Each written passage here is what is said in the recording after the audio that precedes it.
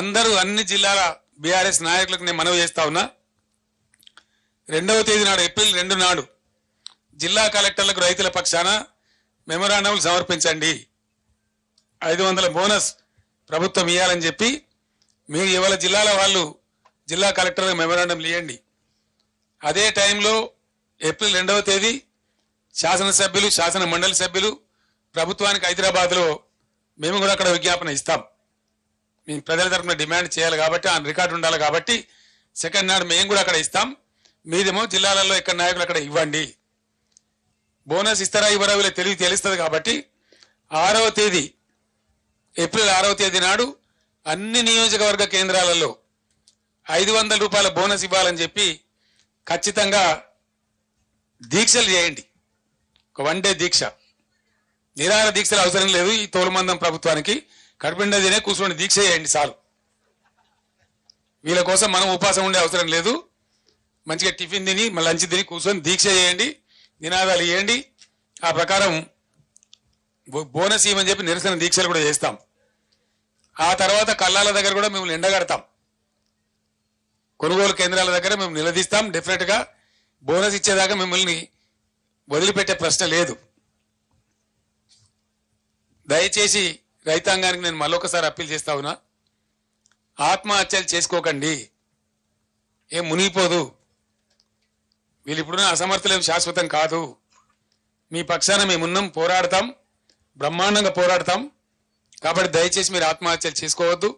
ఎట్టి పరిస్థితులలో ఏం కానీయం.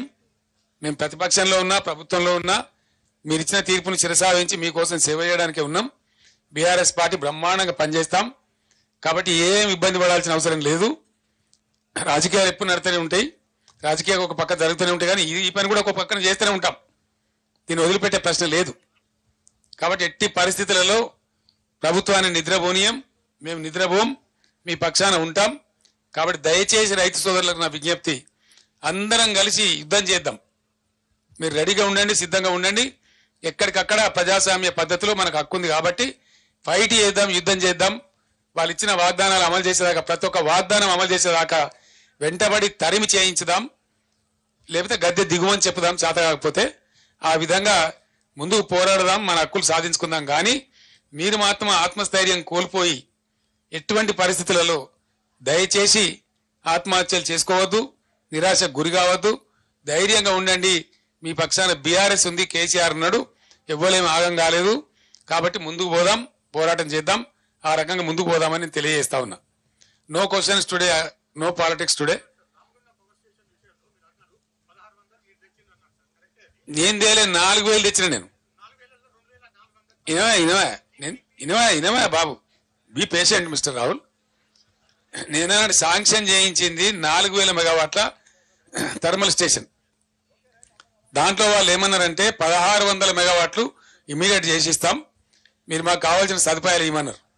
అప్పుడు నేను ముఖ్యమంత్రిగానే దానికి వాటర్ అలొకేట్ చేసినాం. ఎల్లంపల్లి బ్యారేజ్ నుంచి భూమి అలాట్ చేసినాం. వాళ్ళు అడిగిన పర్మిషన్లను ఇచ్చినాం, మొదలు పెట్టినారు. 2 ఏళ్ళు ఆలస్యమైంది. అయినా 1600 మెగావాట్స్ వచ్చింది, యాడ్ అయింది. Then what is your question?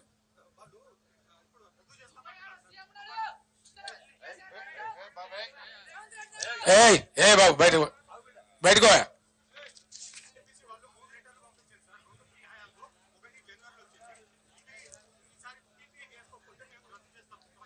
ఎవరు చేసుకోవాలి ఇప్పుడు పీపీఏ? మరి చేయాలి కదా. అదే దానికి నన్ను అడతావా క్వశ్చన్? దానికి నన్ను అడతావా అంటున్నా నేను అనేది. మా హయాంలో కమిషన్ కాలే మిస్టర్ రాహుల్. మాజీ పవర్ మినిస్టర్ నా పక్కనే ఉన్నారు. నేను పూర్తి సమాచారం మాట్లాడుతున్నా. దాన్ని ఏమంటారంటే సిఓడి చేయడం అంటాడు, కమర్షియల్ ఆపరేషన్ స్టార్ట్ చేయడం. మా టైంలో కాలే. మొన్న కదా ప్రధానమంత్రి వచ్చి కంప్లీట్ ఫైనల్ అయిన తర్వాత మొన్న నేషన్కి అంకితం చేసిండు ఆయన. ఇప్పుడు ఎవరు చేయాలి? పీపీఏ చేయాలి కదా. దానికి నన్ను క్వశ్చన్ అడతావా? మీరు అందరూ వినాలా. మేము డిమాండ్ వాళ్ళు ఇచ్చింది మాకు, మేము ఉన్నప్పుడే ఇచ్చిందండి. Government is a continuous process. మీరు సిఓడి చేయండి, స్టార్ట్ చేయండి, మేము చేస్తామని చెప్పినాం. ఇయ్యాల కాదు కదా. మీకు ఇంకోటి తెలుసుకోవాలి. మీరు తెలియక మాట్లాడుతున్నారు. మీరు తెలుసుకోవాల్సింది ఏంటంటే మేం పీపీఏ చేస్తేనే కదా వాళ్ళ జనరేషన్ పని స్టార్ట్ చేసింది, వర్క్ బిగిన్ చేసింది. ఆ రోజు మేము పీపీఏ చేసినాం. That it self is an agreement. కొత్తగా చేయాల్సింది ఏముండదు. సిఓడి చేసిన తర్వాత మామూలుగా రొటీన్ నడిచిపోతుంది అంతే. అది మామూలు ఫార్మల్ లెటర్. ఎగ్జాక్ట్లీ.